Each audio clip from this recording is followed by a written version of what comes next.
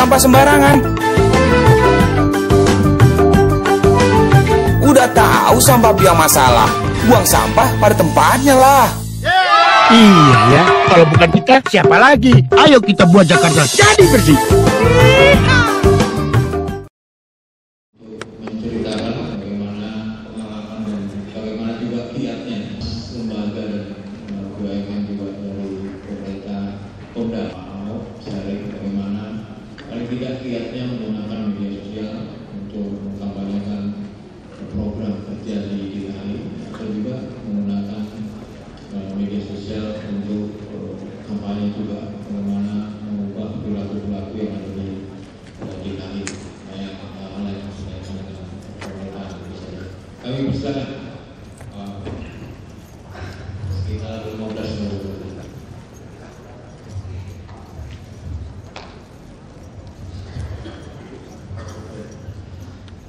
Terima kasih Mas Menteri pemerintah Alam Indonesia. Semua Pak Boy dari TV, dari Yodi, mungkin saya juga jadi pertama yang ketemu. Di TV aja, mirip-mirip Pak Boy. Di TV ikuti kayaknya Pak. Donang, pada seperti yang lain, para peserta selamat pagi, saya coba bersama. Ya saya harus mohon maaf, bukan macet tadi, jujur aja. Tadi ada masalah yang ini soal persepsi. Nah kita bicara soal informasi yang salah. Tadi ada orang tua yang merasa dulu membantu kejujuran tidak boleh nyontek masalah. Sekarang malah agak sulit. Nah ini yang kita hadapi. Bicara humas tidak salah. Saya harus bicara jujur ketika Pak Jokowi meminta semua anggaran itu dimasukkan di dalam website sampai 1/3. Apa yang terjadi di negara Barat? Kelabakan. Bukan kelabakan masih menolong, bukan. Mikrolet Kita yang merah, hijau. umumnya itu mantan maling kira-kira itu. Ini yang masalah. Kita bisa bayangkan kalau saya di lurah dulu uang snack, uang sampah jadi duit, jadi bikin kegiatan-kegiatan dan orang tidak pernah tahu kan. Anggaran itu saya tutupin. Yang tahu hanya teman-teman KSM tanda kutip, kata orang tanda kutip, kata orang partai tanda kutip, yang nonton ini konstituen saya nih. Itu dibukain. Jadi mereka nggak dijadikan KTM juga ya, tapi KTM pada jadi lemak dia juga gitu ya. Jadi ambil sekian, jadi lemak juga, maksudnya sih baik kalinya. Ya berjaga-jaga kalau diminta gitu kan. Kalau minta 10, saya jaga-jaga 20. Saya semau saja, sisa 10, apalagi 20, lama-lama jadi lemak. Tiba-tiba dibuka, gitu transparan. Apa yang terjadi sekarang? Tidak bisa mungkin. Kalau mereka bilang sama saya, bagaimana Pak kalau dianggarkan saja, anggaran tidak masuk, ya sudah, tidak apa-apa. Tapi harus beri juga, kan uang sekolah pemerasan tadi ya masalah. Karena punya kesalahan lama tadi kan. Nah itu saya katakan tidak mungkin undang-undang aparatur sipil negara atau profesional itu saya lakukan kalau dia tidak mau membuat sebuah rekonsiliasi nasional tentang maling-maling kecil ini hanya urusan administrasi. Nelson Mandela yang lebih kecil saja dalam lebih kejauhan dia berani membuat sebuah amnesti. Nah kalau lurah apa tidak diampuni ini repot ini. Saya sampai lapor ke Kajati jaksa, saya pun tahu bisa jangan ada oknum jaksa yang mulus-mulus minta setoran seperti itu gitu. Tapi repot ini sebuah reformasi birokrasi seperti ini. Walaupun tentu saya bukan meminta urusannya hukum, tapi maksud saya itu mesti ada sesuatu yang harus kita lakukan. Kalau tidak repot. Nah bicara pada kami lakukan, sebetulnya kami ini apa ya? Apa sih? Kecelakaan sebetulnya. Jadi tepatnya gini, orang bilang, oh Pak Jokowi tidak mau berani ya. Saya bilang bisa, berani tidak berani, mungkin Bapak ini pernah dengar cerita kapal penumpang di tengah laut, dan ini kejebur. Lempeng lampu nggak bisa tolong dirinya, anak buah kapal nggak berani loncat karena ombak paling besar. Tiba-tiba anak muda terjun ke sana menolong tuh nenek. Tentu begitu naik semua mengatakan hebat berani pahlawan. Lalu begitu naik ke dek, anak muda bilang gini, siapa yang dorong saya tadi ya? Saya sampai cebur gitu. Ya yang terjadi di Jakarta saya sama Pak Jokowi itu mirip-mirip itu sebetulnya. Tiba-tiba mungkin juga ada saudara yang ceburin kami, ngiri kami kan. Tempat keluar uang tiba-tiba jadi gitu. Nah kami masuk sini itu masalah. Nah sama seperti kasus kami mempublikasikan, kan terlalu banyak fitnah, Facebook, banyak sekali. Kita berpikir daripada kita dipelintir, zamannya online. Zaman online kita ngomong ada ujungnya, kita ambil depannya doang. Seperti itu dikeluarkan, wah jadi masalah. Jika diputuskan kalau itu kita rekam saja utuh, rapat-rapat. Sehingga kalau terjadi kesalahpahaman kita bisa upload ke YouTube, orang bisa lihat terus ini seperti jalan ceritanya. Walaupun opini tentu berkembang lebih baik. Dan ini juga cara untuk menekan permainan politik di dalam. Mereka tidak bisa melakukannya. Bisa contoh, saya pernah dikerjain untuk urusan kerjasama kartu Jakarta Sehat. Karena ini kelompok tidak suka kan kartu Jakarta Sehat. Bayangkan kalau Anda dikasih uang pegang 1,5 triliun untuk memutuskan siapa yang boleh dibantu, siapa yang tidak boleh dibantu.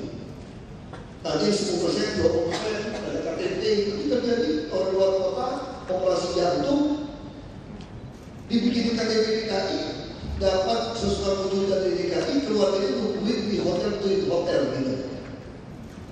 Dibayangkan. Nah, sekarang kita nggak bisa. Ini harus melalui taskes yang ditunjuk oleh BPJS untuk mengontrol, untuk memutuskan siapa ditangkap. Akhirnya sudah kita diskusikan KPP, BPKP, setuju ya kan? Selesai jadi saksi MOU. Setengah 8 pagi, setengah 8 pagi. Terus saya mau diri saja. Tahu nggak apa yang diisi? Diubah halaman pertama. Dasar hukum perjanjian. Perintah lisan baru, disposisi baru, lalu dia lempar ke DPRD disebarkan ke RSTM. Sanksinya apa? PNS tidak bisa sanksi, tetap diturunkan mesti eselon yang sama lucu. Saya menciptakan eselon untuk eselon yang sama, tidak ada nama-nama yang ada keluarganya. Itu persoalan kita. Itu. Jadi ini hal inilah yang kami pikir. Kehumasan kami lagi berpikir agar transparan. Saya tidak kotor, kami temukan juga karena transparan orang yang memberikan input juga banyak. SMS masuk, kita kerjasama dengan KPK 4, kita juga penyuluhan. Terima kasih pada KPK. Yang minimal benar-benar minimal KPK ngakutin mereka cukup baik gitu ya. Kita pernah berapa kali datang ke Balai Abu gitu kan. Ya, kita takut-takut itu apa sih? Karena KPK juga banyak kerjanya saat berpanas. Minimal mereka mikir kita begitu bukan. Nah fungsi humas itu apa? Kami hanya ingin memberikan rakyat harus mengerti apa yang kami lakukan. Jadi ini kami pikir kunci dari semua kehumasan ini. Karena kalau kata filsuf kuno di Cina, Lao Tzu, dia bilang begini. Kalau sebuah negara mau maju, itu ada 5 unsur. Mesti ada wilayah, ada pertahanan, ada makanan, ada rakyat, dan ada kepercayaan. Kalau sampai semua unsur itu tidak ada, mana yang dipertahankan? Singkatnya itu, kepercayaan. Jadi kalau ada kepercayaan, semua baru. Nah, sebenarnya fungsi humas itu untuk transparan. Agar rakyat itu percaya yang kita lakukan ini semua benar-benar untuk memenuhi otak, perut, dan dompetnya. Kan cuma itu kan tugas pejabat kan, memenuhi otak, perut, dan dompet warga. Tidak ada yang lain. Nah, kalau transparan kita lakukan, kesalahan bisa terjadi, tetapi fungsi kehumasan ini orang kan lihat, oh ini benar. Masa seperti Pak Jokowi kan, ngakuin apa saja. Karena beliau memang apa adanya, tidak terjadi, tidak tutup-tutupin, warga percaya. Tapi kami juga bukan mereka, bisa aja salah. Tapi orang percaya. Karena orang percaya kami sedang bekerja untuk masa yang lebih baik. Misalnya contohnya begini, berita online cukup luar biasa ya. Kalau saya Pak Jokowi sebulan itu bisa di atas 5.000 sampai 6.000 berita online. Saya saja yang keliling itu 2.500-an berkisarnya per bulan berita online. Ya memang sikap ya saya harus perbaiki. Saya sudah setengah lebih jinak sekarang dibandingkan dulu. Karena pertama ini juga akibat humas. Jadi saya punya humas. Jadi selain dia membuka, kan ada respon balik, kita evaluasi. Jadi kita selalu evaluasi. Jadi itu saya kira sistem yang perlu kita lakukan. Jadi ketika menjawab, jadi istilah-istilahnya apa? Kami menjadi model showcase dari Komnasam untuk melawan stigma bahwa tidak ada pejabat yang jujur, tidak ada pejabat yang melayani, tidak ada pejabat yang mau berkorban. Misalnya contoh pejabat berkorban. Kalau kita bicara tentang busway itu, kita tidak ada kepolisian yang paksa untuk mensterilkan bus ini sangat penting. Kelas menengah marah sama kami sebetulnya. Kok tambah macet? Ya logiknya harus tambah macet. Pada suatu jalur diambil, tapi kalau tidak diberikan itu akan tambah macet. Nah kami berhitung, ini ibarat saya ceritakan sama beberapa media kita bahas atau sampaikan pada masyarakat. Ini ibarat kalau kamu kena usus buntu lalu demam, kamu dikasih paracetamol untuk ngurangin demam, dia tetap akan demam. Tapi kalau Anda mau sembuh, Anda harus melakukan operasi usus buntu Anda. Ini jadi masalah. Nah kami terus pulang itu supaya sadar. Masalahnya apa? Menyelesaikan seluruh pola transportasi makro di Jakarta 2017 tidak akan selesai. Termasuk kereta api pertemuan 9 ini, jadi artinya dengan pertambahan kendaraan begitu banyak, semakin tahun ke depan sampai 2017 ini, sampai kali pemilu tagar kembali, itu akan semakin banyak. Artinya operasi tengah yang mengagung-agungkan Pak Jokowi dan saya misalnya ini tadinya, ini bisa berbalik membenci kami dan tidak memilih kami secara politik. Nah kalau sampai posisi seperti itu, bagaimana fungsi tantangan humas untuk mengatasi ini? Pak Jokowi memberi pesan sangat baik menurut saya. Beliau karena pada humas, Anda tidak perlu menciptakan sesuatu untuk kami supaya berdiri kembali. Anda cuma perlu menyampaikan kepada warga DKI, ini fakta. Kalau Anda tidak suka pada kami pun ikhlas, tidak usah pilih kami kembali. Bahkan ada yang maki-maki kami bilang kalau maki-maki bilang kami nyesal pilih Bapak. Saya bilang nggak usah menyesal, kamu sumpah 7 turunan saja jangan pilih saya kembali. Lebih enak kan? Ya kalau ada sesat, saya nggak sesat, ketemu terus. Jadi tidak enak.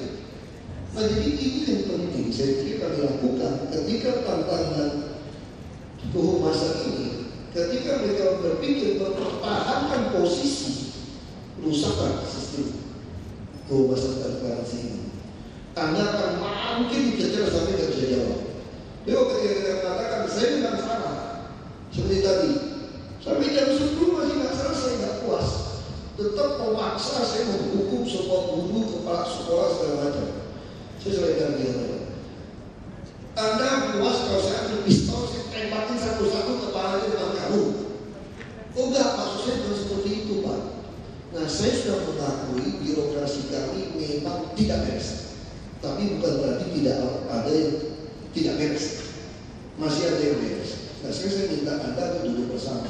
Kalau birokrasi tidak beres, sekarang Anda sudah merasakan walaupun dan Anda rapat ada ketua KPK nunggu pun saya lebih takut Anda daripada ketua KPK sekarang. Saya sampai tidak pergi karena kasus Anda tidak selesai. Nah sekarang saya harus jalan di jam 10 saya jadi jam 9 ini. Tolong saya sudah kasih kesempatan Anda untuk rapat di sini. Nah itu yang kami lakukan. Jadi saya pikir kehumasan terus perlu nggak dikeluarkan. Kita YouTube terus semua kan dari jam 8.30. Nah saya bilang tadi sama staf saya jangan dikeluarkan karena saya tidak ingin keluarga ini jadi masalah juga gitu.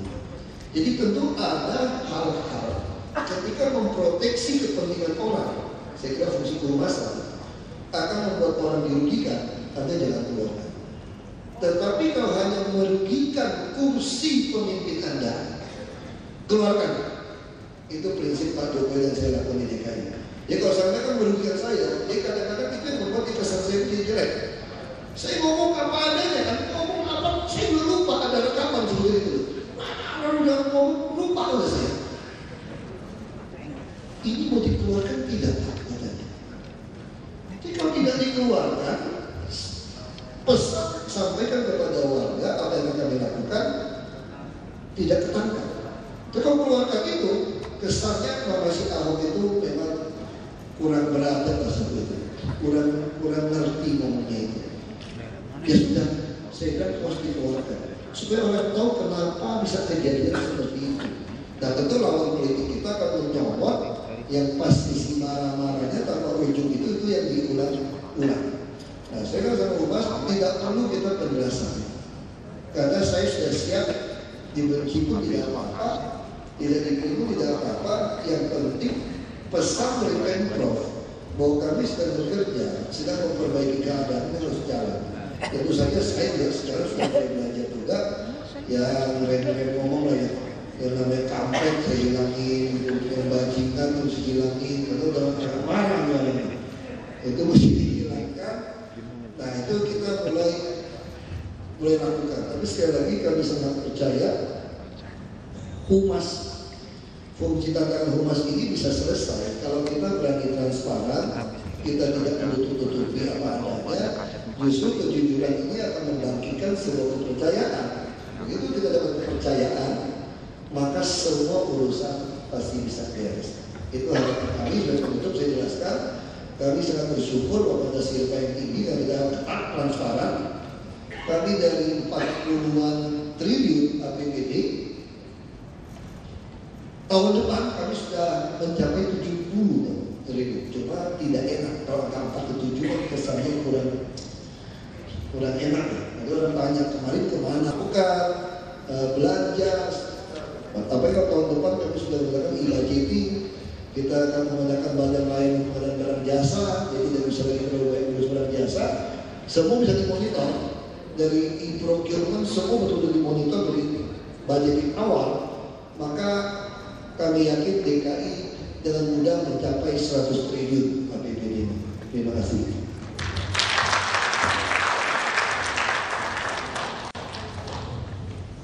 Baik, terima kasih Pak Ahok.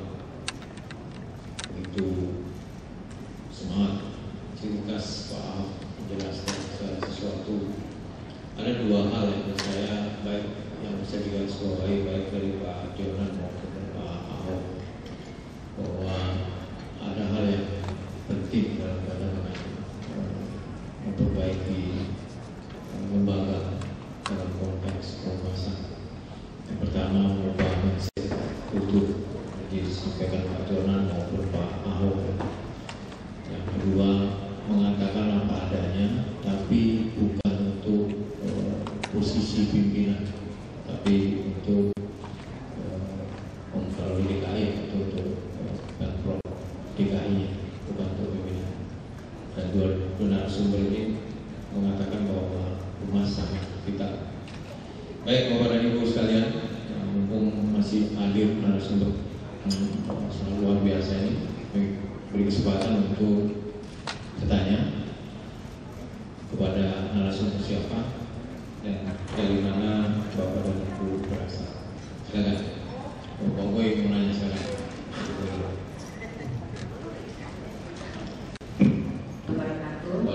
Saya Nani dari Badan Internasional.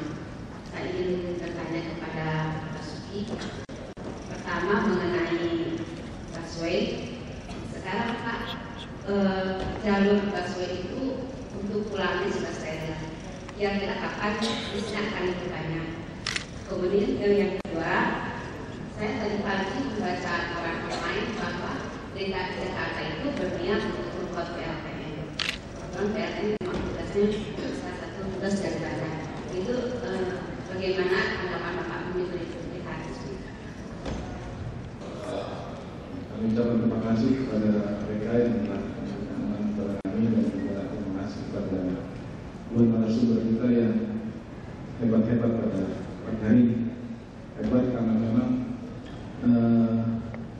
biar bagaimanapun kita harus akui ya Pak Yonan dari KAI maupun Pak Ahok ini sudah menjadi media darling gitu. Tapi itu tidak lepas juga memang dari pandangan sosial media dan media sosial yang kalau kita lihat memang dapat menjadi acuan apa yang berkembang opini di media sosial ini menjadi acuan bagi media massa untuk dalam konteks pemberitaan yang akan ditampilkan kepada masyarakat. Tapi kalau kita lihat pengalaman dari Pak Dirut KAI maupun Pak Ahok, memang sangat penting ya. Kalau jadi kami memetik pelajaran dari Bapak berdua, yaitu dalam kapasitas sebagai lembaga pelayanan publik itu menampilkan suatu komitmen, integritas, kesungguhan untuk memberikan yang terbaik kepada masyarakat. Dan ini memang sebenarnya bukan menjadi kewajiban petugas humas saja. Jadi memang sadar tentang kehumasan ini harus betul-betul dipegang oleh unsur-unsur pimpinan semua lembaga, terutama adalah lembaga pelayanan publik, di mana memang yang dilakukan itu harus dipertanggungjawabkan kepada publik. Nah, kita melihat yang menonjol dari Bapak berdua bukan biro humasnya, tapi memang pemimpinnya. Jadi memang itulah yang bisa kita katakan bahwa bukan kepintaran humasnya dalam memulai sekitar, tetapi komitmen dari manajemen untuk memberikan pelayanan terbaik kepada masyarakat, dan itu tergambar atau dapat dicontohkan dengan peranan yang Bapak tampilkan baik di KAI maupun dari Pemprov, sehingga publik itu merasa kepentingannya dilayani, terpenuhi, dan itu siapapun pasti akan mendukung kebijakan-kebijakan yang Bapak ambil karena pro pada publik. Kami ingin juga menanya, apakah dalam konteks kehumasan ini, baik di KAI atau di Pemprov, ada anggaran khusus yang diberikan oleh Bapak, karena Bapak melihat humas itu adalah sesuatu yang walaupun itu dilakukan oleh Bapak sendiri, tetapi apakah secara kelembagaan Bapak memberikan suatu anggaran khusus atau apa menginvestasikan secara khusus sehingga fungsi humasannya bisa berjalan dengan baik? Mungkin pertanyaan kami bisa. Terima kasih. Wassalamualaikum warahmatullahi wabarakatuh. Dari Humas Biblioteca, menarik dari apa yang disampaikan oleh Pak Direktur KAI tadi, Pak, berangkat dari sebuah pandangan bahwa bagi aparatur pemerintah itu sebagai pelayan publik perlu percaya diri. Perlu percaya diri artinya tidak rendah diri. Nah, supaya bisa memberikan pelayanan publik yang baik. Nah, mungkin dalam konteks ini saya percaya diri saya yang dimaksud itu mungkin saya arahkan pada salah satu misalnya dari tingkat kesejahteraan dan katakanlah ekonomi dari keluarga aparatur negara itu, Pak. Seperti kita ketahui misalnya dengan kondisi gaji yang seperti sekarang ini. Nah, apakah memang sudah waktunya dituntut suatu bentuk pelayanan yang baik dengan tingkat penghasilan pegawai negeri yang seperti ini, Pak? Nah, artinya kalau di Bapak jelaskan tadi di PT Kereta Api mungkin karena itu BUMN, kebijakan tentang masalah kesejahteraan pegawai bisa Bapak aturkan, Pak. Tapi kalau misalnya di institusi kementerian misalnya, yang notabene itu ada apa namanya ditentukan tidak dengan begitu saja. Nah, bisa nggak? Artinya saya tidak misalnya menjadikan itu sebagai alasan, tetapi dari mana pendapat Bapak? Sudahkah saatnya gitu, Pak, dituntut supaya tidak ada lagi yang nolong-nolong seperti tadi dikatakan. Nah, itu satu, Pak, dari Pak Jonan. Sedangkan pada Pak Wakil Gubernur, Pak, salah satu satu misalnya harapan kita Pak dalam penegakan hukum yaitu mendorong masyarakat untuk tertib dan taat hukum. Ya Bapak tadi kan misalnya mengubah kultur gitu. Kalau kita perhatikan Pak seperti di kita ini dalam beberapa hal, terkadang itu penolakan atau resistensi terhadap upaya penegakan hukum bukan datang dari golongan masyarakat yang tidak berwenang Pak, yang tidak memiliki wewenang. Mereka taat saja dan manut saja kepada apa yang diatur oleh pemerintah. Tetapi resistensi yang paling tinggi adalah justru dari mereka yang memiliki kewenangan Pak. Artinya, maksud saya, ketika kepentingan yang melatar belakangi itu kecenderungannya untuk menolak apa namanya ketaatan terhadap aturan karena merasa diperlakukan ini istimewa gitu. Dalam berbagai hal mungkin bisa ditafsirkan itu, bisa keamanan maksudnya, khususnya misalnya dari sisi penegakan hukum yang dilakukan oleh KPK misalnya. Penolakan itu datang dari mungkin bukan orang-orang yang lemah gitu Pak. Justru dari orang-orang yang memiliki kewenangan dan dia misalnya ada satu kepentingan di situ dan dia adalah yang sangat kuat untuk menolak. Itu Pak. Jadi bagaimana misalnya menyikapi hal yang demikian?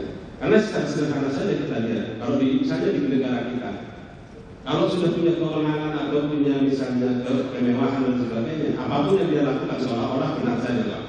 Padahal kata orang yang sudah bepergian keluar misalnya di Singapura itu Pak katanya untuk membuang sampah saja orang tidak berani.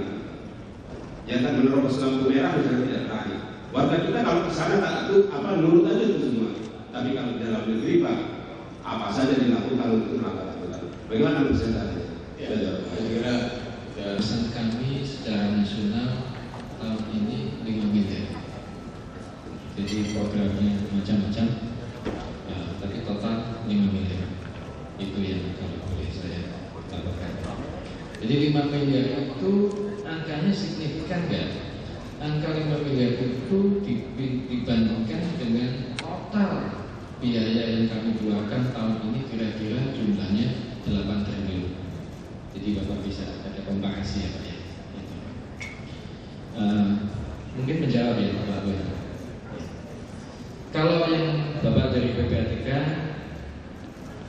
saya masih simpel diri ya jawabnya Pak ya. Ini akan saya ini serem ini jawabannya. Ya. Pak Ahmad sekali jadi.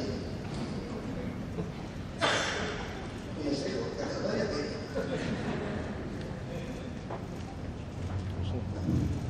Saya berpikir soal jalur busway kapan? Jadi kami sterilkan dulu, busnya mulai datang akhir bulan ini terus datang.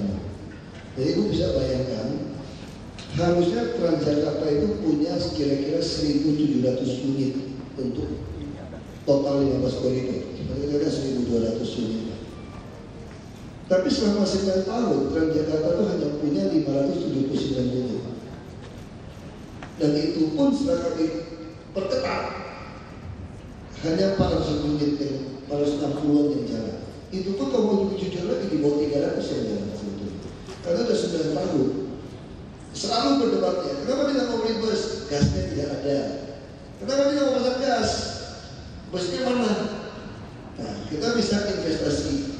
Peraturannya apa? Tidak boleh gunakan solar untuk angkutan massal di DKI karena ada perda. Nyolong juga nggak boleh kan? Ada undang-undang yang sudah gratifikasi dilebah aja tuh. Tapi urusan bus taat hukum tidak boleh. Nah, saya bilang, kemarin sudah ribut tuh. Emangnya penumpang DKI waktu naik di bus nanya, ini gas apa aftur, apa solar, apa bensin? Dan nanya kan, yang penting busnya kosong jawab. Terus banyak nggak? Terus saya mau pakai plat merah kalau itu. Orang hibah saja pakai iklan. Nggak boleh plat merah untuk penumpang katanya. Emangnya saya bilang penumpang banyak itu plat merah apa hijau apa kuningnya? Nggak nanya juga kan? Yang penting polisinya ACC saya bilang lewat aja. Tidak boleh plat merah putih tua. Saya tidak putih tua loh. Terus kan di HP-nya putih. Saya cuma mampir, saya buka pintu terus mereka masuk, saya ambil ke tempatnya. Boleh dong? Kamu ngeyel, nah itu jadi perdebatannya lucu-lucu. Kita putuskan tidak Pasti nambah. Kita minta pajak komami integrasi masuk. Hitungannya nggak masuk kalau tidak steril. Jadi kalau dihitung satu hari dia mesti dapat 270 km per hari, ternyata dapatnya 200. Sehingga hitungan biaya per kilometernya tidak nutupin kredit mobil. Nah kalau kita naikkan pembayaran ditangkap, bisa dilaporkan ke BPK dan KPK masalah ke jaksa. Kenapa begitu mahal? Nah akhirnya tidak ada pilihan, harus steril. Jadi kita terima kasih buat kepolisian. Kalau kepolisian tidak bantu kami, lewat. Kalau di Indonesia Polantas itu sudah tidak punya kuasa menilang setelah undang-undang lalu lintas. Kalau di luar negeri ada tulisan traffic warden itu itu bisa hilang, kalau di kita nggak bisa. Kita total sama polisi. Jadi kalau polisi lalu lintas sudah bantu kami, nggak bisa. Baik, kita untung kita hubungannya baik. Itu yang terjadi. Terus Pak Boy ini gimana anggaran khusus? Sebetulnya anggaran yang gede di Kominfo itu kami ada komunikasi. Itu lebih baik nyewa fiber optik. Kalau untuk humasan itu kecil sudah. Saya nggak tahu angkanya berapa, tapi perlu kalau untuk humas. Jadi yang terjadi sekarang kebetulan Pak Jokowi ini diadain kemana-mana orang ikut. Jadi berita wartawan rasanya kalau mendapat berita nggak disuruh pulang dari redakturnya gitu. Ini harus dapat 3 titik ya hari ini ya. Berapa ya? Jadi kami hampir tidak ada. Kalau makan-makan sama wartawan, ya uang operasional saya makan dan kemudian ada tangan buat begitu kan, itu kita makan aja, kita beli. Nah itu secara khusus wartawan bisa saya tidak tahu dulu katanya di wali kota itu adalah uang untuk supaya orang membuat berita apa. Kami tidak keluarkan lagi dengan seperti itu. Jadi kalau sekarang kami kira selama kita bisa membuat sesuatu yang baru, itu juga tidak perlu buat biaya terlalu banyak. Itu kita bayar iklan, saya kira iklan TV juga tadi pengurangan. Untuk apa iklan TV? Karena orang lebih banyak online, ada BBM broadcast. Nah, itu jauh lebih canggih. Kami menangkan karena BBM broadcast. Waktu saya tahun 2008 diundang ke Amerika, lagi Obama lagi konvensi Demokrat itu. Mereka bilang Indonesia masih payah, masih lama media sosial yang kampanye, pakai Twitter, masih pakai Facebook segala macam. Saya bilang beda. Ya saya diam aja. Maklumlah kita belum canggih. Itu saya balik 2009 di PRS murah, canggih. Nah sekarang orang Amerika kaget. Amerika kalau ditanya pinnya berapa ya? Kalau kita ketemu orang pinnya berapa? Pin BB maksudnya. Kita tuh betul-betul BB broadcast ini dasar.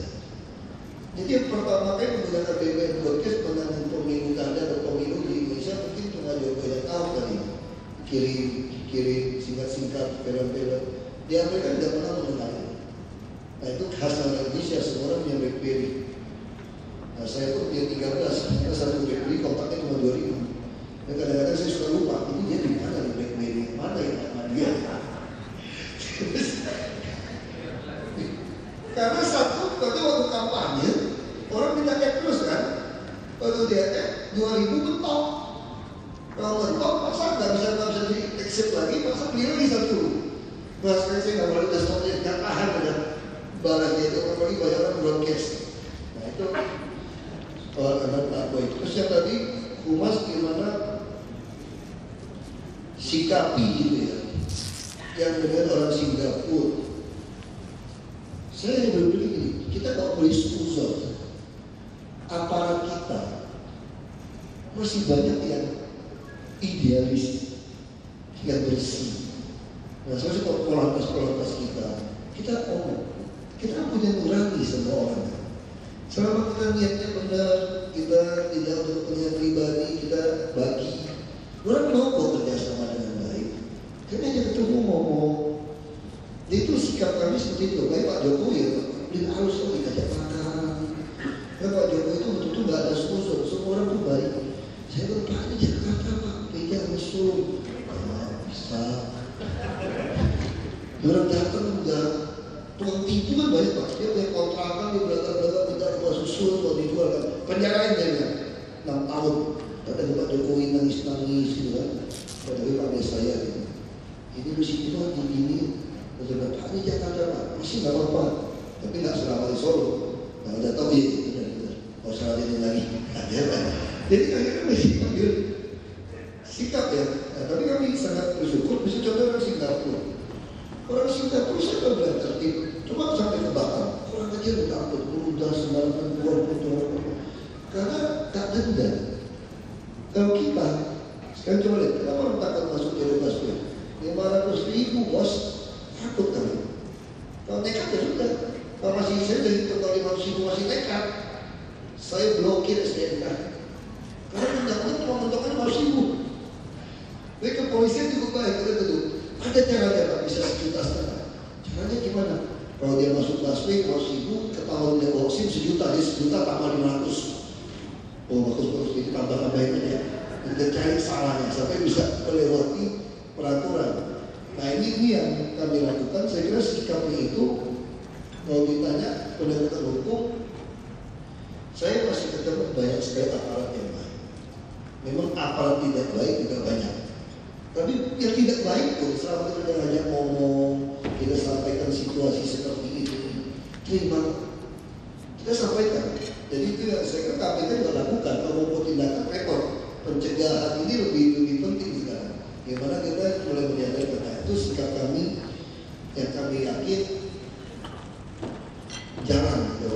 Tapi gimana nanti kita tidak tahu juga. Kami hanya berharap sikap ini selama setahun ini hasilnya lumayan. Tapi untuk yang bandel-bandel tetap harus dihukum. Sama sekarang pengemis sudah main politik Pak. Jadi bapaknya sama saya, pengemis akan menuntut Jokowi dan Ahok kerjaan karena mereka butuh makan. Saya bilang oke, kerjaan belum ada, saya tanggung makan gratis, masuk ke panti, mau nggak? Nggak mau dia. Coba lihat keumuran suci Ramadan, ada nggak orang makan gratis di Istiqlal sampai 10.000 orang? Ya, Bantar Gebang, tempat sampah, masak, ada nggak 1.000 orang makan di rumah sendiri makan?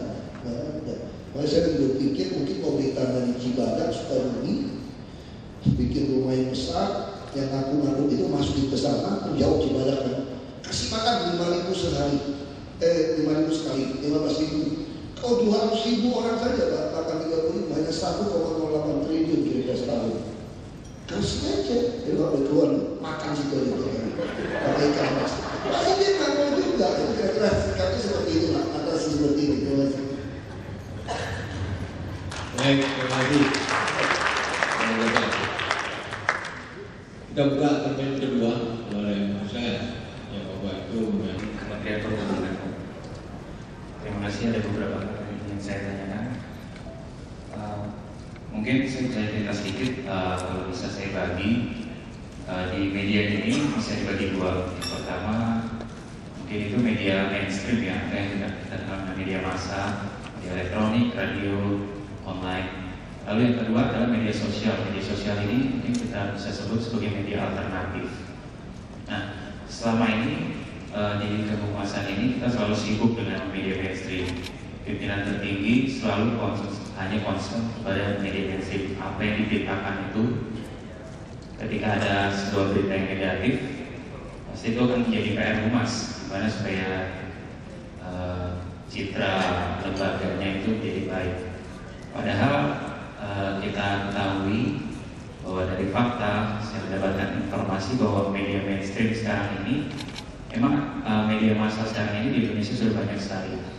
Tapi kalau dilihat dari segi pemilik modal, yang pemiliknya itu bisa diwujudkan hanya beberapa orang.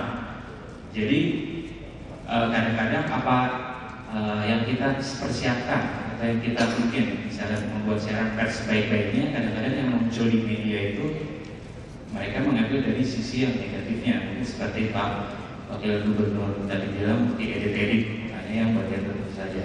Nah mungkin media sosial ini sebenarnya bisa menjadi media alternatif, di mana setiap lembaga itu mungkin bisa menampilkan apa adanya ya.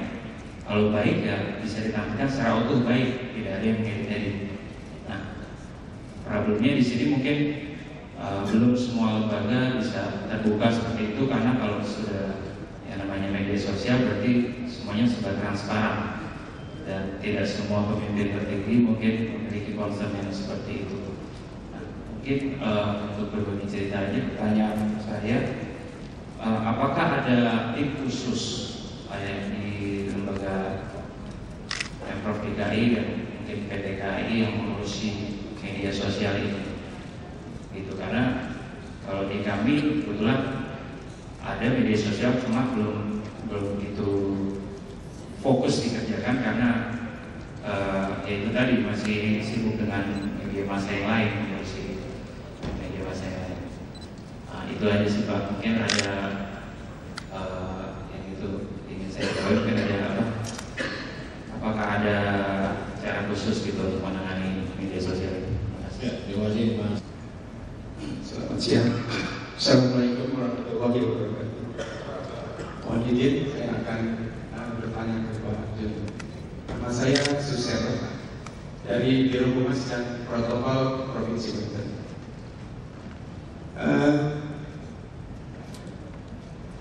Mengenai paparan yang disampaikan oleh Pak Jun tadi, mungkin saya yang ketagihan naik kereta api.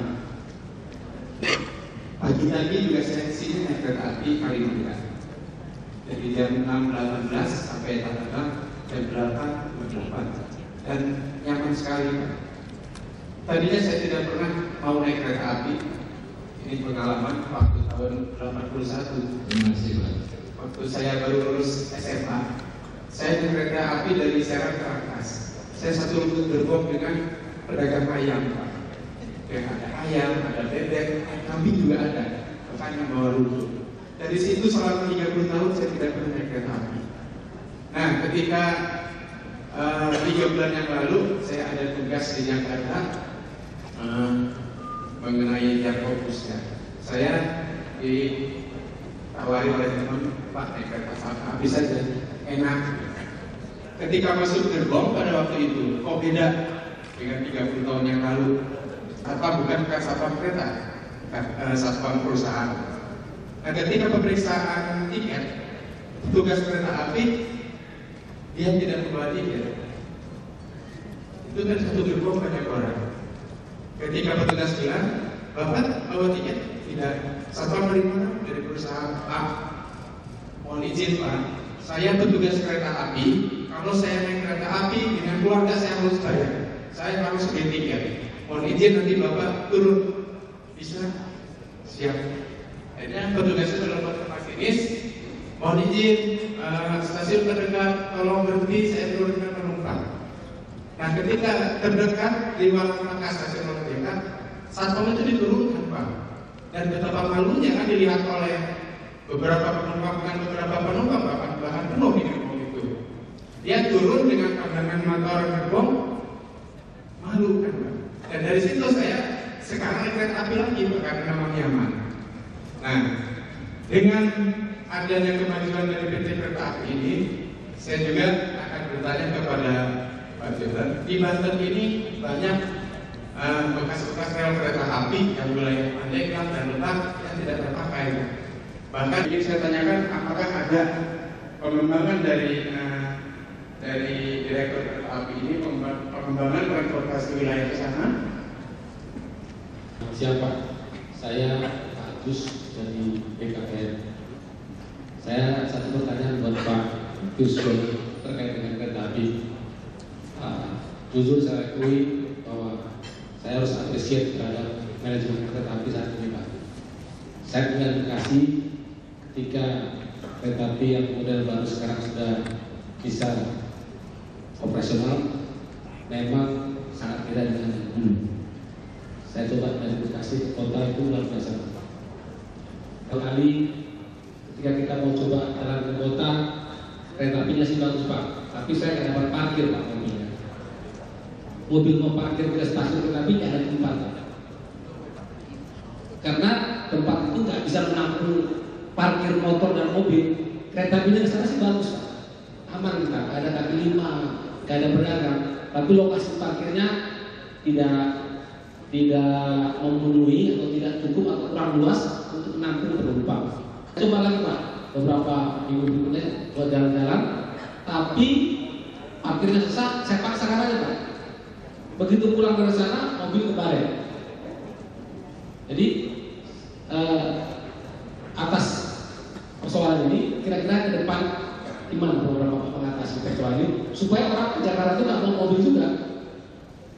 Kalau fasilitas itu bagus tapi sana parkirnya lebih kurang, kan kurang pas juga. Demikian, terima kasih Pak. Baik.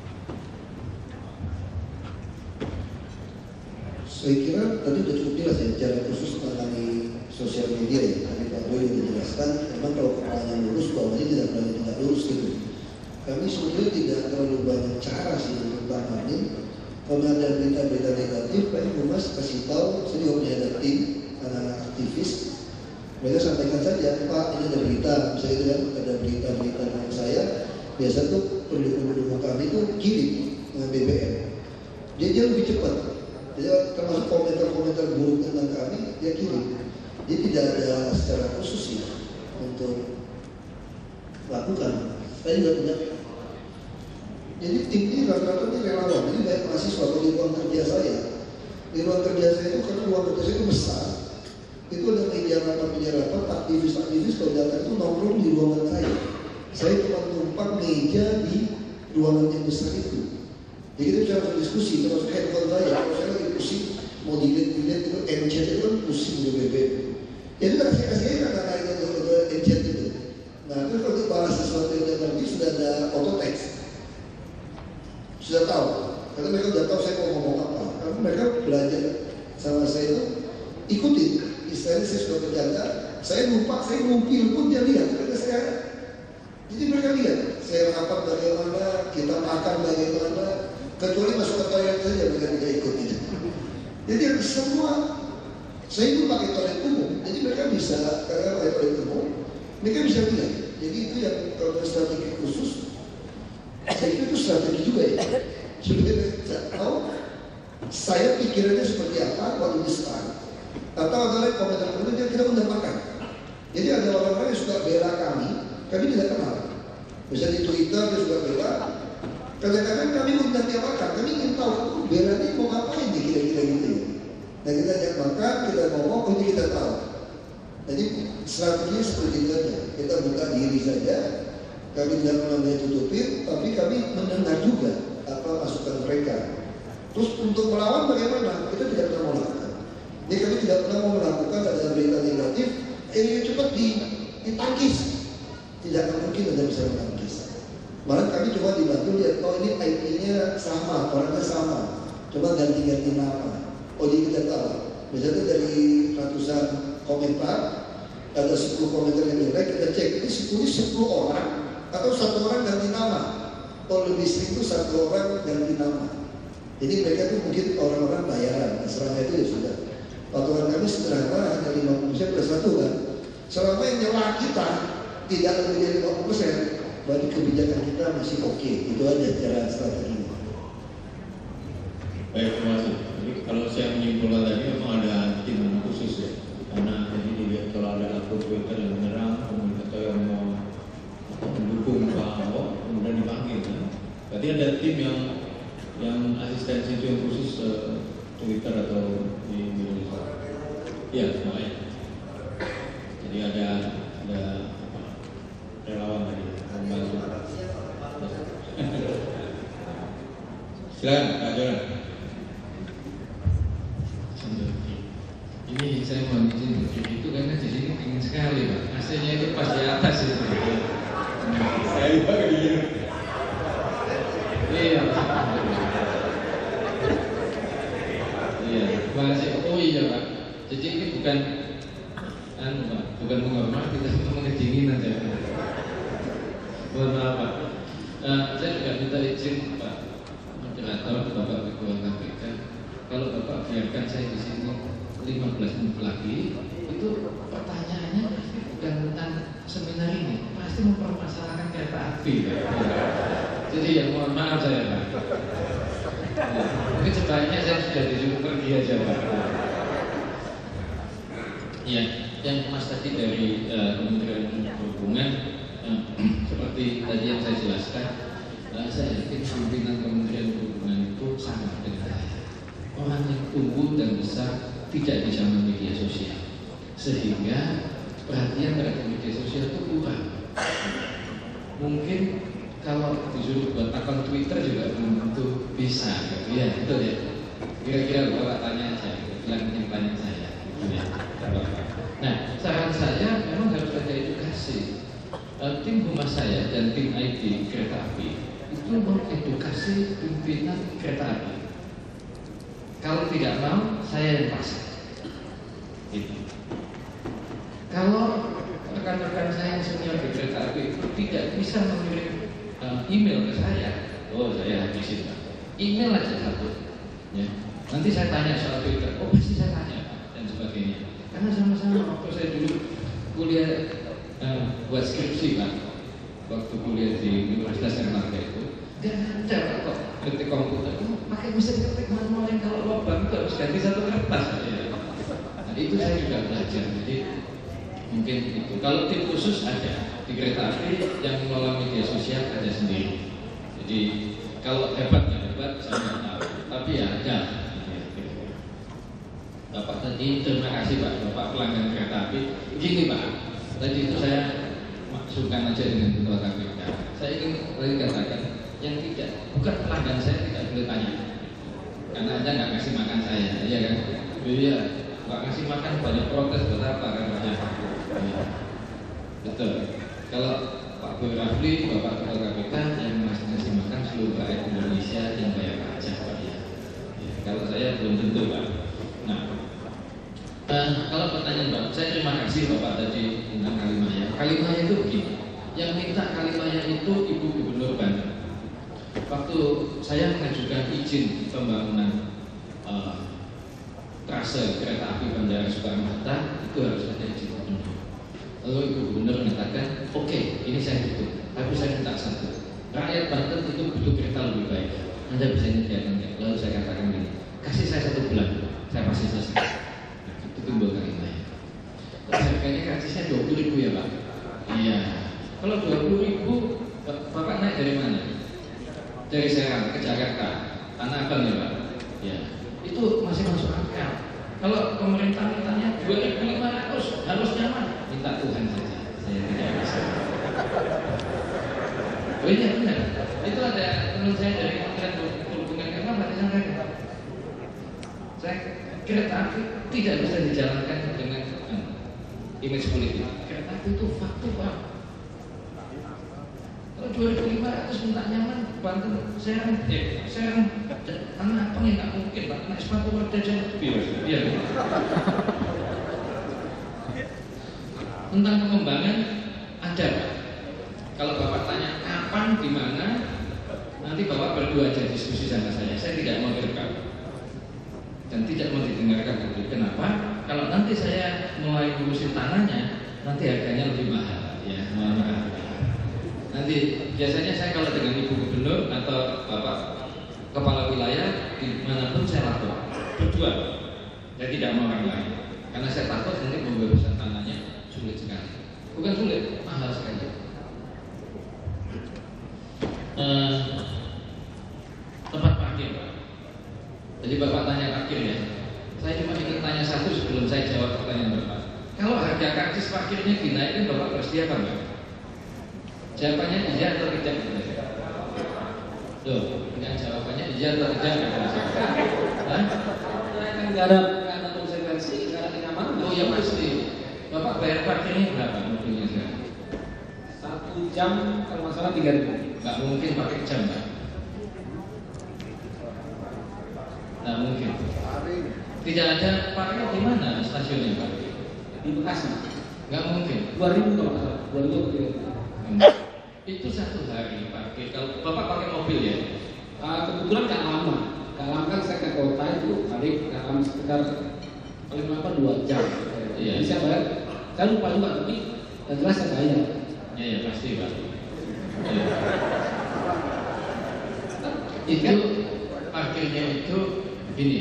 Kalau di stasiun itu, kalau mobil sekarang itu, kalau motor Pak ya, itu 1 hari itu 3.000 Pak. Kalau mobil 1 hari 7.000. 1 hari. Nah ini pertanyaan saya begini. Memang kalau cuma jam cuma minimal gitu ya. Nah, saya sangat tidak setuju menerapkan karcis parkir di stasiun itu dengan tarif progresif. Kalau Bapak parkir di Plaza Senayan 1-2 jam 10.000 saya kira. Betul ya Pak? Nah, ini saya nggak setuju, nggak mungkin Pak. Ya, jadi mau kami tahun depan itu diterapkan begini. Motor itu 1 hari 5.000, mobil 1 hari 10.000. Titik itu maksud saya Pak. Nah, kalau Bapak bilang kalau keamanan dijaga nggak? Memang begini. Unit pengelolaan parkir kami ini akan kami rombak Pak lagi, ya. Karena menurut saya juga nggak happy gitu ya, dan sebagainya. Tahun depan kami akan bangun double decker, Bekasi juga termasuk. Jadi kalau ada double decker baru bisa, mungkin triple decker dan sebagainya. Unit pengelolaan parkir sudah ada banyak pimpinan daerah segala macam untuk minta izin untuk bangun ini Pak. Gitu. Jadi mulai tahun depan mulai dibangun supaya parkirnya ada. Memang terlalu murah sih Pak. Kalau mobil, Bapak kalau dari Bekasi Jakarta Kota PP itu saya kira 2 jam ya Pak. Ya, 2 jam mobil yang murah, kadang-kadang garang juga sih Pak. Jadi ini saya ingin tunjukkan begini Pak. Ini presentasi saya yang lain. Ini tentang parkiran ya Pak. Ini kenapa Bapak tanya kenapa nggak tahun ini gitu ya? Saya takutnya ditanya itu Pak.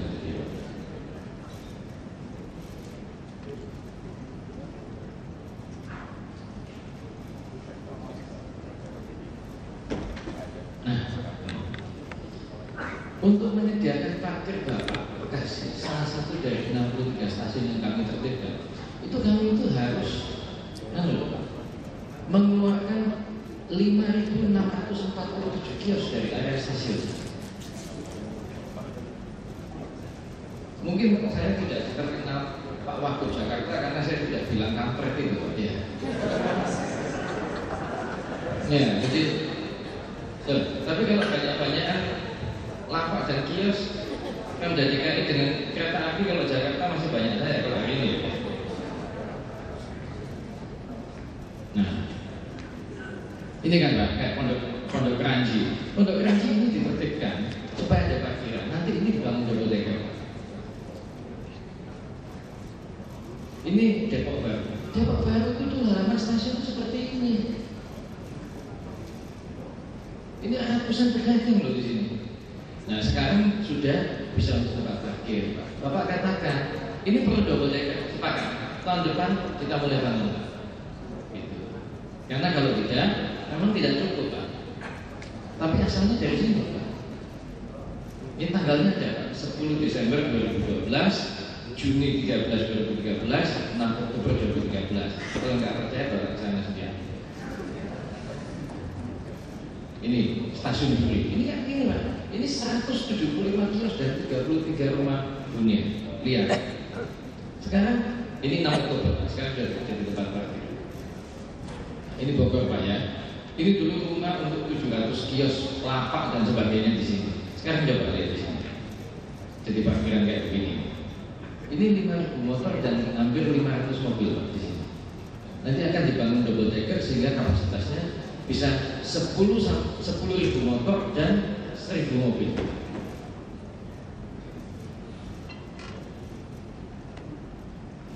Itu aja Pak. Terima kasih.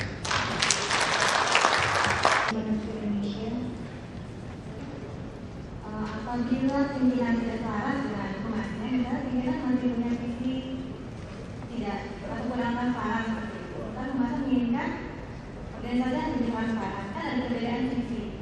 Nah itu akan dilakukan oleh kemarin, apakah mungkin bisa berbagi tips dan saran? Ya Pak, itu terima kasih.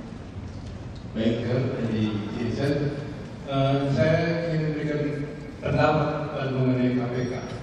Dalam hal ini, walaupun telah banyak media salah-salah dan wahana yang digunakan oleh KPK untuk menginformasikan dan berkomunikasi dengan publik, kebanyakan KPK, seperti Kausda dan sebagainya, yang notabene adalah di bidang pencegahan, tapi KPK tetap dikenal terutama karena penindakannya. Maka saya usulkan pada KPK terutama Biro Humas untuk lebih meningkatkan kehumasannya di bidang pencegahan agar masyarakat mengenal KPK bukan hanya penindakannya, walaupun pencegahannya sudah begitu banyak, tapi kurang dikenal oleh masyarakat.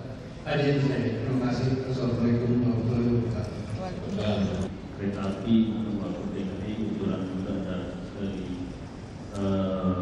kepolisian. Pertanyaan saya mungkin untuk narasumber, mungkin kira-kira ke depan ini ada nggak rencana untuk pengembangan transportasi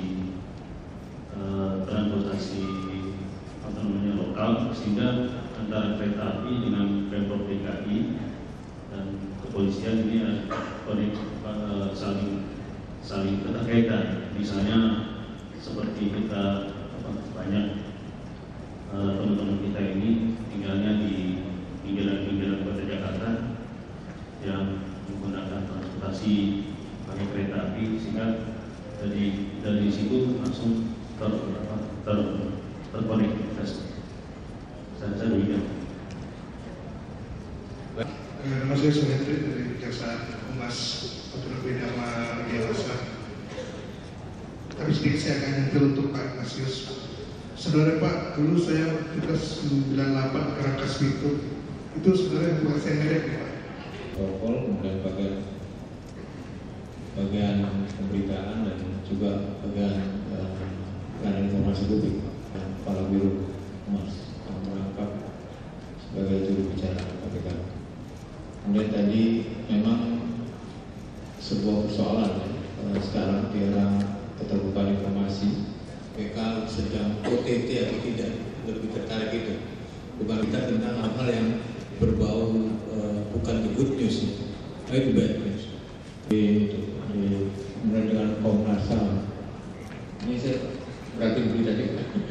Jadi yang dimuat itu lebih banyak hal yang saya kira lebih banyak kegiatan Pak Ahok di luar komentar yang saling berkomentar gitu ya, dan juga Pak Jokowi dan belusukannya itu lebih banyak yang tidak hal-hal yang bersifat bombastis. Tapi itu yang menarik buat media, dan kita tidak boleh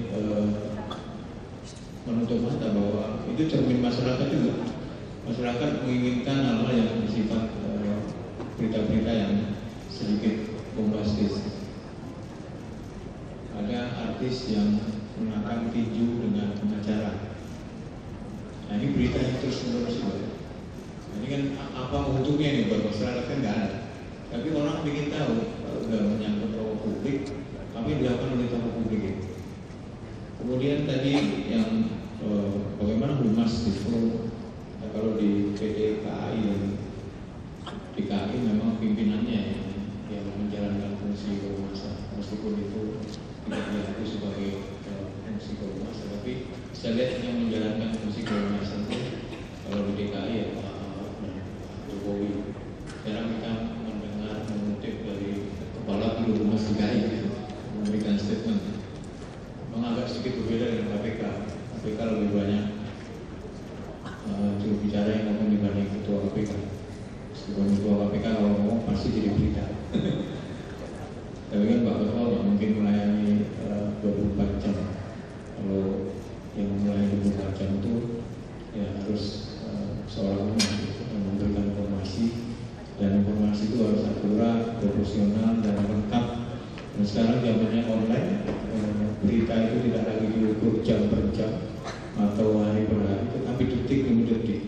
Setiap ada persoalan apa itu pertanyaan selalu disampaikan kepada, saya kira kepada semua, kepada Polri, kepada instansi yang lain, kepada Pak Ahok mungkin juga ada pertanyaan yang tiap menit.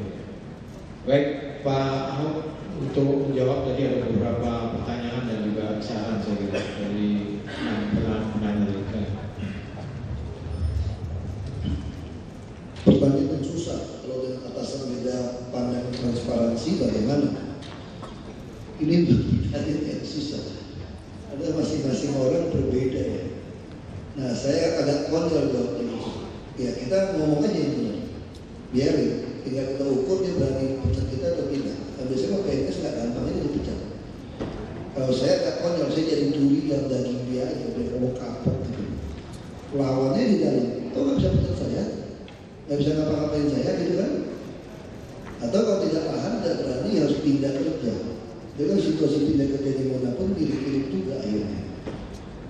Nah, itu tapi soal gimana tipsnya gitu ya.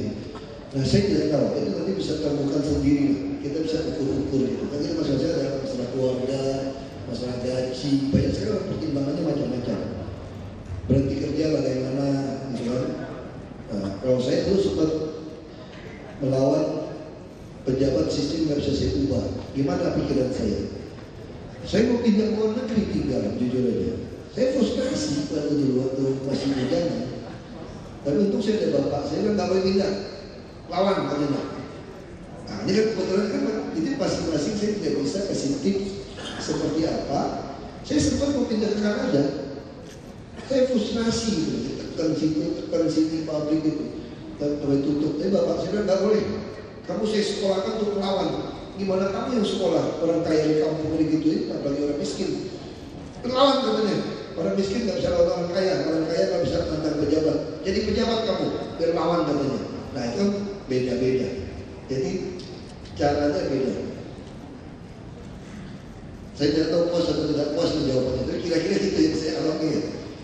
Soal tadi gimana staff kami kira-kira 80 orang. Ada PTT sama PNS, Humas. Tadi tusuk kamera, ikutin Pak. Sekarang kita sibuk berusukan. Jadi kameranya harus ikutin Pak Jokowi. Nah memang kepala Humas kami jarang berpernyataan Pak ya. Terus juga jarang dampingin kami gitu, karena kami agak nyeleneh ini. Kadang-kadang bahan pidato pun kasih kami ya baca lah. Ngomongnya free semua, bebas. Kami tidak terlalu ikutin. Kayaknya Humas juga jarang menasihatin kami juga lama-lama sebetulnya. Saya susah juga menjelaskan masalah ini. Teorinya benar atau salah.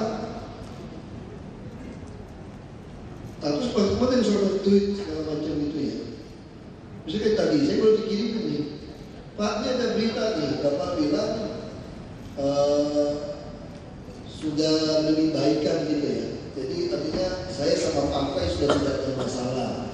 Saya bilang, terus sudah keluar di berita, detik Ahok ada yang mengadu saya dengan Pak Prabowo, terus saya ngomong, terus paling itu dari simpatisan ini. Hati-hati, mulai banyak yang negatif gitu, terhadap Anda gitu. Lalu kata sini, yang dikirim yang negatif kepada saya. Gak percaya lagi sama Jokowi, wakah, dagelan semua gitu. Jadi orang-orang yang mulai nyerang. Tapi setelah itu ramai. Terus cuma ulah 1-2 oknum caleg, tapi omongan Ahok seolah-olah kebijakan partai. Parah Ahok. Ini komentar orang kepada saya nih.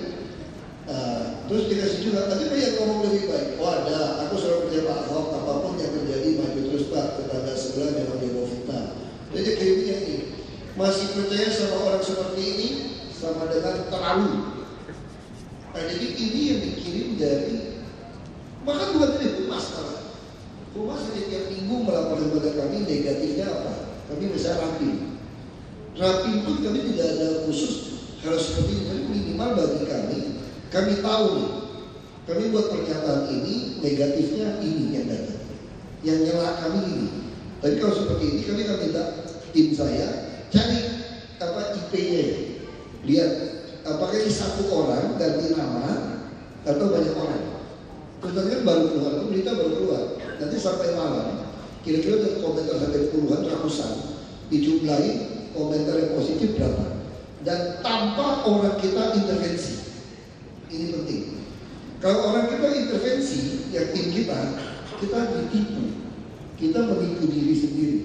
Maka kita selalu minta tidak boleh ada intervensi. Kami ingin secara alami seperti apa. Itu yang kami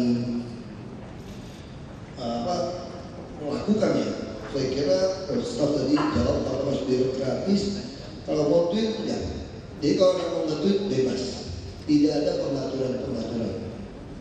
Bahkan kalau lagi tim lagi dekat saya, mereka bisa nge-tweet. Tapi ya jangan nge-tweet yang aneh-aneh saja. Kita tidak bisa tahu orangnya seperti apa. Nah, saya jarang itu. Saya juga jarang membalas. Saya juga tidak suka mengklarifikasi. Karena kami pikir tidak perlu. Jadi strateginya apa? Online paling didiamin 2 hari lewat. Jadi ngapain mau kita ikut? Jadi ramai lagi. Jadi kita diemin aja udah. Seperti itu. Terima kasih. Ya, silakan. Yang meninggal dunia sejarah kita tutup ngomong. Jadi saya pikir pemerintah harus belajar tidak mau gengsi-gengsian gitu. Kalau kita harus saling mendukung ya kita datang. Memang kadang-kadang agak belagu satu ini. Tapi dia hebat. Baik, terima kasih Pak Jonan dan Pak Ahok. Meskipun dari sepanjang acara tadi teknik-teknik kehumasan belum banyak muncul, tapi pengalaman dari Pak Jonan dan Pak Ahok, saya kok berpikir Indonesia punya masa depan. Kalau nanti ke depan ada orang-orang seperti Pak Jonan jadi Menteri BUMN, Basuki Cahayani jadi Wakil Presiden. Jangan Presiden dulu, kalau Presiden melampaui Pak Jokowi, nggak boleh. Saya masih punya harapan bahwa Indonesia akan lebih baik.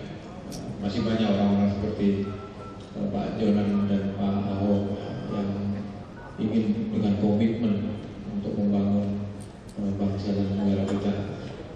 Sayangnya memang kadang-kadang orang-orang seperti Pak Jonan dan Pak Ahok ini datangnya sering terlambat dalam konteks sebuah negeri. Jadi kalau kita lihat sekarang misalnya Pak Jonan Menteri BUMN mungkin bisa mengalahkan Pak Dahlan Iskan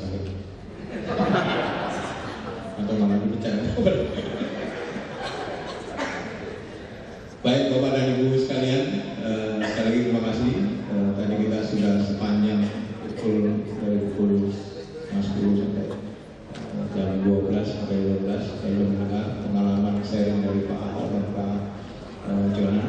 Mungkin bisa masing-masing nanti bisa dipakai untuk diterapkan di masing-masing institusi atau lembaganya dalam konteks kehumasan. Kita beri aplaus untuk narasumber kita. Terima kasih. Kita kembalikan ke moderator. Assalamualaikum warahmatullahi wabarakatuh. Terima kasih kepada pembicara kita pada sesi satu ini, Bapak Basuki Cahayapurnama dan Bapak Ignatius Jonan. Selamat beramatan. Kami persilahkan Bapak.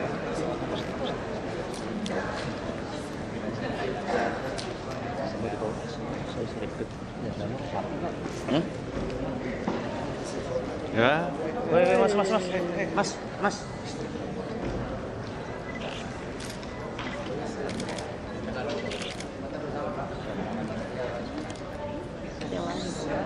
Pak Johan dimohon mendampingi.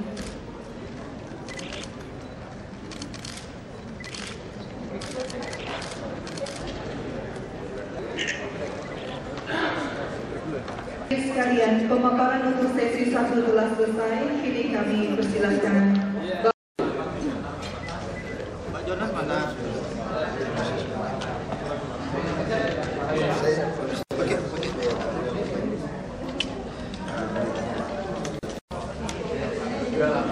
Oke ya, saya nggak mau ngomong, langsung bertanya.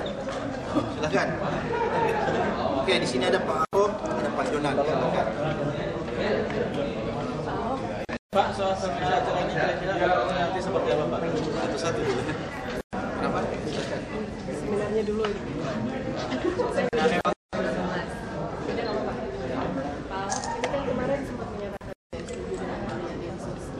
Enggak, saya kira dulu.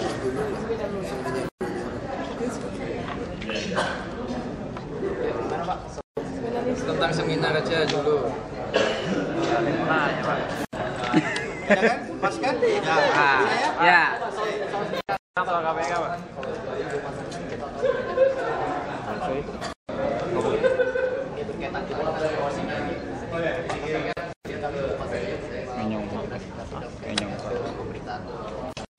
Apa tuh? Nggak kedengaran. Keras-keras suaranya. Oke, dalam hal pemberitaan seringkali juga kan pembahasan itu memberikan gratifikasi untuk pemberitanya sebaiknya praktek-praktek yang pernah dilakukan masa lalu, misalnya lembaga-lembaga publik, BUMN, perusahaan biasanya kan kalau ingin menyampaikan sesuatu itu kan mengundang para wartawan dan kemudian setelah itu biasanya sebenarnya bukan gratifikasi ya, ada tanda tanda terima kasih atau uang transport dan lain sebagainya.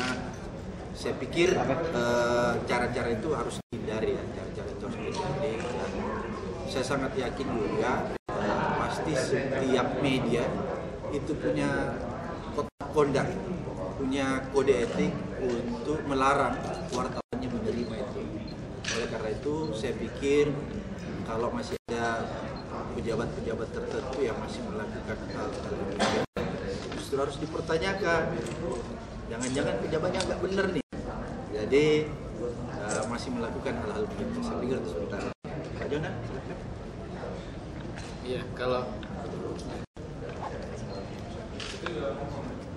sebaiknya saran saya sih juga teman-teman dari media mendukung sih supaya tidak menerima begitu dan sebagainya, itu mungkin baik juga sih. Saya pernah di kereta api pernah mengundang beberapa media, tapi jangan tanya namanya ya.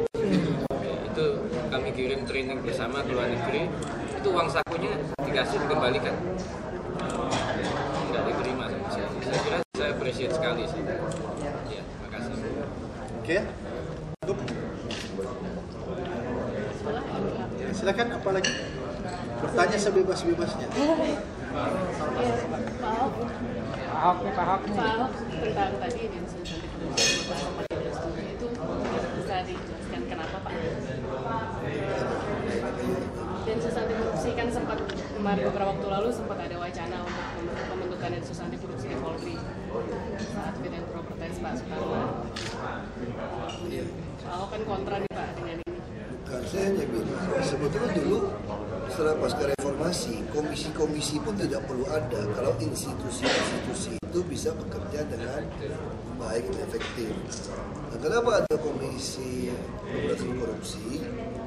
Karena masyarakat tidak percaya lagi institusi di kepolisian dan jaksa atau itu gitu. Jadi kita KPK harus ada satu badan super body ini yang bisa mengatasi, sama seperti Hongkong yang cerita. Nah, saya merasa harusnya KPK-nya kita perkuat kan, katanya untuk mereformasi diri lebih baik. Itu pikirannya seperti itu. Kalau menurut saya itu tindakan yang mubazir, berlebih-lebihan, karena seharusnya yang dioptimalisasi oleh Kepolisian Republik Indonesia adalah Bareskrimnya. Bareskrimnya itu kan punya unit namanya Tipikor, tindak pidana korupsi. Jadi yang harus diperkuat, yang harus dioptimalisasi adalah Bareskrimnya, unit Tipikor. Jadi nggak perlu lagi membentuk unit-unit lain. Itu jadi mubazir.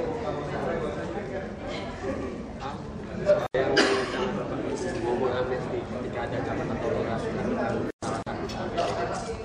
gimana sebenarnya? Amnesti kan presiden juga gitu.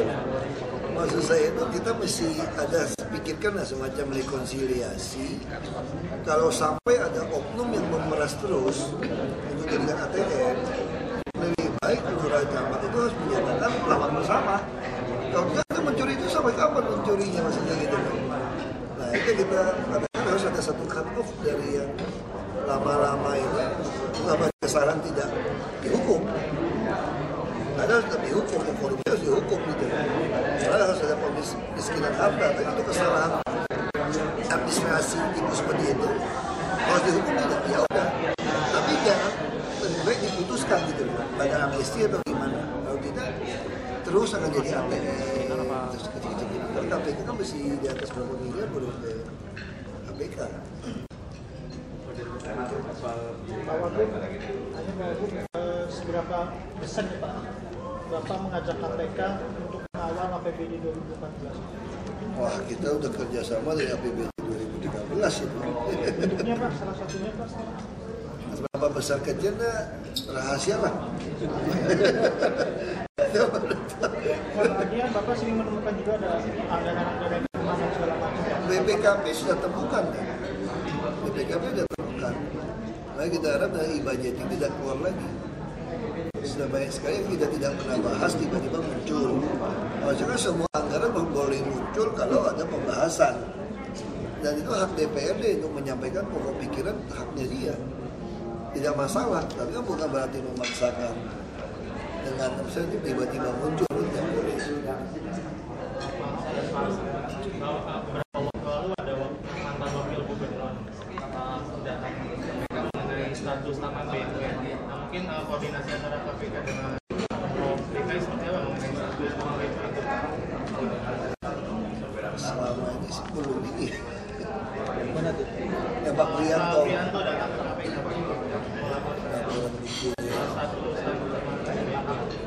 Oh, kita masih menganalisa dan pastinya nanti kita melakukan koordinasi kan untuk melihat lebih jauh tentang masalah ini. Pak Pasangan untuk APBD 2013 Pak, ini kan Bapak dari Pemprov sudah pernah bekerja sama ada nggak Pak evaluasi yang diperhatikan oleh Pemprov dalam penyusunan di APBD 2014? Sudah ada, jadi kerjasama pemantauan APBD itu bukan cuma pada pemerintahan provinsi DKI, tapi kita lakukan di 33 provinsi dan 33 ibu kota provinsi itu bekerja sama dengan BPKP. Dan hasil pemantauan APBD di seluruh provinsi itu kita mempunyai beberapa rekomendasi terhadap sama juga yang di provinsi DKI. Rekomendasi itu kita sudah berikan kepada pemerintah provinsi setempat untuk ditindaklanjuti dan perbaikan. Titik yang rawan itu seperti apa sih Pak? Biasanya anggaran yang rawan-rawan itu? Kan di dalam Korsup pencegahan koordinasi yang kita lakukan terhadap 33 provinsi termasuk DKI itu ada 3 hal yang kita potret secara luas. Pertama, proses perencanaan dan penganggaran APBD itu. Kemudian yang kedua, kita memotret tentang pelayanan publik yang terjadi di setiap provinsi. Kemudian yang ketiga adalah proses pengadaan barang dan jasa. Kenapa 3 hal ini? Karena kita melihat 3 hal ini adalah hal yang sangat penting untuk dilakukan pemantauan secara intensif.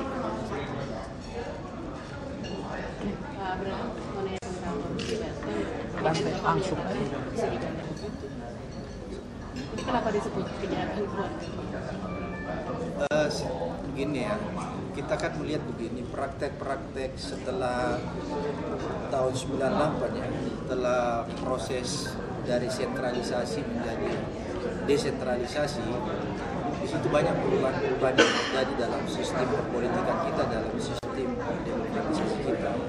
Kita melihat ada beberapa daerah itu mempraktekkan praktek-praktek politik dinasti kekuasaan, dan kita melihat bahwa politik dinasti dan dinasti kekuasaan itu sebenarnya sangat rentan dengan perilaku atau kejahatan korupsi. Oleh karena itu kita selalu memberi warning tentang adanya praktek-praktek politik dinasti dan dinasti kekuasaan. Itu banyak terjadi di negeri kita. Indikasi korupsi yang lain Pak di kawasan selain Altas dan seperti bansos dan infrastruktur itu apakah didalami lagi oleh KPK? Jadi semua informasi kasus korupsi di Banten, baik yang dilaporkan oleh masyarakat, kemudian yang diberikan oleh BPK kepada BPK akan kita tindak lanjut. Dan kasus-kasus korupsi di Banten itu banyak. Sampai saya saja lupa. Saking banyaknya saya lupa itu ada beberapa poin. Tapi masih dalam tahap pendalaman semua. Karena ini kan baru berupa informasi yang masih harus dilakukan validasi, verifikasi untuk menemukan alat bukti. Pak Abram, ngomongin Hambalang dong Pak sedikit Pak. Kemarin kan di persidangan disebut Pak nama. Kamu tanya Pak Jonan, misalnya bagaimana sekarang setelah dia melakukan informasi yang mendalam di tubuh kereta api sehingga kita bisa naik kereta api secara nyaman, tidak antri lagi. Begitu dong. Kan Hambalang dulu lah Pak, lagi seru. Tanya dulu Pak Jonan, baru sebentar saya jawab dulu Pak Jonan. Karena kan begini. Itu ada 180 yang sudah sampai tiba di Tanjung Priok, sekarang lagi pengujian dan setting untuk operasi itu sudah 70. Nanti akan dibalui sampai akhir tahun ini 120 sampai sebelum bulan Maret 180. Kalau kapan dioperasikan, mudah-mudahan awal Januari itu kira-kira 70 sudah dioperasikan dan insya Allah kira-kira bulan April 180 sudah jalan. Kalau ditanya 180 itu seberapa banyak? Secara persentase sekarang itu yang jalan kira-kira 500. Jadi kalau tambah 180 signifikan sekali. Penumpang yang bisa diangkut? Tambahannya.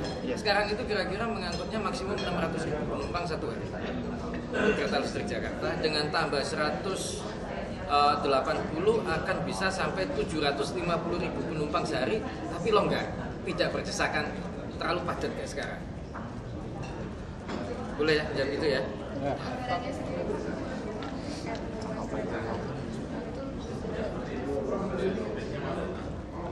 Ya, kalau rute sih sama.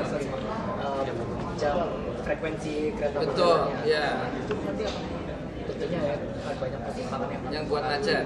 Ya, dulu Bapak Gubernur DKI dan Pak Wagub sudah tanya, kalau ini perlintasannya tidak dibikinkan terowongan segala macam, keretanya tambah terus nggak? Saya sudah lapor beliau setahun lalu, saya bilang tetap saya tambah. Kalau jalannya macet gimana? Ya itu urusan Bapak sebagai saya tukang kereta disuruh ngurusin jalan raya. Saya setuju karena kebijakan pola transportasi makro kita itu memang harus berdasarkan di atas rel kereta ini. Jadi kita harus utamakan yang berbasis rel ini. Kalau tidak mungkin headway bisa tercapai.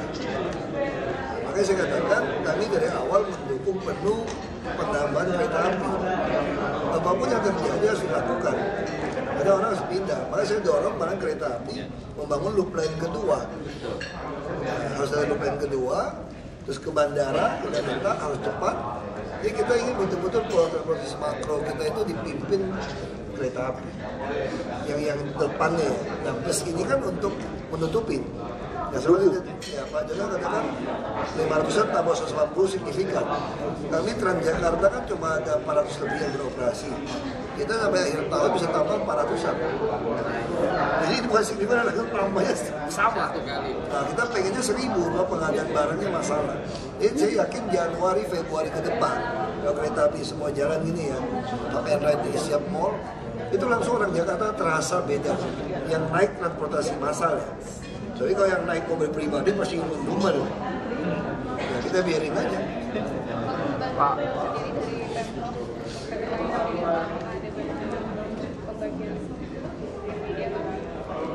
Beliau nggak butuh duit kita. Beliau cuma butuh pengakuan DKI, butuh kereta api aja. Orang ini nggak butuh duit, dia hanya butuh pengakuan. Dia hanya butuh pengakuan aja. Loop line-nya kapan Pak? Nanti dibangun loop line? Loop line itu program Bappenas dan Kementerian Perhubungan. Kalau yang saya dengar itu rencana mulai mungkin dibangun akhir tahun depan. Rencana dibangun. Kalau menurut Dirjen Perkeretaapian selesai itu 2018. Ya. Pak, permisi Pak. Pak. PLTN sendiri Pak. Kita kalau dengan PLN lagi bicara justru sekarang PLTU yang teknologi yang terbaru lebih baik, bisa dapatkan air bersih dan tidak polusi tengah kota. Itu jauh lebih aman daripada PLTN nanti. Nah, jadi kita lagi ke arah sana untuk DKI. Berarti bukan PLTN. Mas. Iya, makanya kita mau diskusi. Saya ingin minta waktu. Saya terima kasih. Minta waktu ke itu. Makasih Pak. Kontak nanti ya. Terus. Pak Basuki, sekarang kan kolong tol jadi tempat hunian warga nih Pak, kapan akan direlokasi Pak, ditertibkan? Warga nih Pak, apakah akan ditertibkan Pak di kolong tol itu? Kita akan tertibkan semua, bertahap. Kolong tol itu bahaya. Pak, kenapa pakai PLTU dari Bapak? Apa keuntungannya mungkin di mana lokasinya gitu? Rencananya? Ya, penolakan masyarakat kan lebih rendah. Dan Jakarta juga gempa. Makanya orang selalu kepikiran mau ke Bangka Belitung untuk PLTN, karena dia lebih stabil. Kalau Jakarta kan masih gempa. Sekarang kita khawatir kalau gempa ada retaknya mana misalnya. Jadi memang banyak sekali pilihan. Mana yang orang yakin kalau Jakarta mau 30 juta, 40 juta penduduk, tentu sudah mengarah ke PLTN. Ini kan pikiran gitu kan. Iya. Tapi kan teknologi kan terus berubah. Iya. Batu bara yang tadinya membuat polusi seperti di Shanghai, sampai orang beralih ke gas juga mahal, terus mau beralih ke PLTN. Tapi sekarang teknologi terbaru PLTU udah lebih beda gitu. Udah lebih kecil dan dia polusi tidak. Baru semalam saya kontak-kontak sama Pak Nur di Rut PLN untuk bicarakan soal PLTU ini. Jadi kita lebih cenderung memakai teknologi yang lebih baru daripada ikutin. Dulu kan orang kan gitu kan, batu bara kalau terlalu gede nggak mungkin polusi, udah ganti PLTN gitu kan. Dulu kan diesel. Tapi kan ngapain belajar proses yang salah lagi? Orang udah temukan di Jepang udah pasang di tengah kota loh. Terus PLTU-nya tuh pakai kaca, jadi kayak kantor. Dari luar tuh seperti kantor dan tidak ada polusi. Dan hasilnya airnya pun dipakai buat pump. Luar biasa kan? Lokasinya terbiasa. Kita Marunda, kita lagi siapin kan di Marunda. Oh, Pak, terkait gitu, Pak, di Jakarta apakah akan ditertibkan juga Pak? Ada jurusan Pasti apa? kita akan tertibkan, yang ngasih yang kita tertibkan. Kalau pengemis itu gampang atasinya. Kalau tidak ada yang ngasih, berhenti sendiri. Pak, terkait kan BNPB kan katanya nyiapin dana 20M untuk Sambil jalan ya, sambil jalan. Hujan. Hujan itu Iya, gimana, iya. Pak? Tahun lalu juga begitu, tahun ini. Memang sebesar untuk itu APBD ya Pak? 20M itu gimana Pak? APBN. APBN? Bukan kami. Oh bukan. Oh APBN. Terkait tanggapan Gerindra yang Tapi menganggap tanggapan Anda Bapak gimana Pak? Tapi tanggapan Bapak gimana? Bagus, betul itu. Karena normalisasi Sungai Waduk nggak siap. Jadi baik airnya dibuang ke laut. Sambil mundur yuk. Tanggapan Gerindra cuaca kapan Pak akan mulai dilakukan? Saya nggak tahu apakah akhir Desember atau awal Januari puncaknya. Pak, terkait tanggapan Gerindra Pak? Ya, jadi lahan itu kita akan pot merah, kita sewa dari dia murah-murah, kita akan bangunkan rusun-rusun. Itu udah ada nggak? Hah? Sudah, Kampung Bandan, kita masih tunggu yang MRT kan, yang di Manggarai juga kita pikirkan. Ada berapa tempat lah. Udah mulai penyampaian itu seperti apa sih Pak? Terpadu ini seperti apa? Jadi nanti gini, orang yang kurang beruntung tinggalnya di atas stasiun kereta api, dia mau kemana tinggal turun naik. Enak kan? Pak, terkait tanggapan Gerindra yang menganggap iya, busnya juga dekat situ. Ya, jadi orang keluar dari kereta api langsung naik bus juga. Pak, tanggapan Gerindra yang menganggap bahwa kebijakan Anda di Gubernur Wakil ini tidak populer sesuai dengan keinginan Gerindra. Sambil jalan aja Pak, sambil jalan. Yang tanggapan Gerindra katanya Bapak dimarahin. Gimana Pak? Itu cuma Tapi katanya Bapak kemarin dimarahin Pak. Pak, jadi fungsi ketua humas untuk DKI sendiri seperti apa Pak? Sejauh mana? Tengah masukan juga ke kami. Dia nanganin Jakarta Go ID kan. Jadi Jakarta Go ID itu betul-betul 100% humas yang tangani. Jadi sebagai informasi yang lebih transparan itu Pak? Iya, jadi semua acara saya kan humas rekamnya semua. Itu yang dia keluarkan. Pak, berarti nggak ada masalah ya? Itu juga analisa berita. Begitu. Pak, untuk menghadapi puncaknya hujan Pak, hujan Jakarta sebelum mana DKI Jakarta sudah siap ya? Ya, siap-siap. Berarti sekarang memang kalau curah hujan itu banyak sekali penghubung saluran sungai yang belum nyambung. Pasti masalah. Nah ya, betul. Pak, berarti dari sumur resapan untuk kenangan juga kita protes yang mana yang akuifer tertekan, mana akuifer bebas. Pasti masih masalah. Nah, kalau sudah kayak gitu nanti solusinya gimana Pak? Untuk 9 Desember. 9 Desember ya. Saya Basuki, saya Panama, alias Ahok.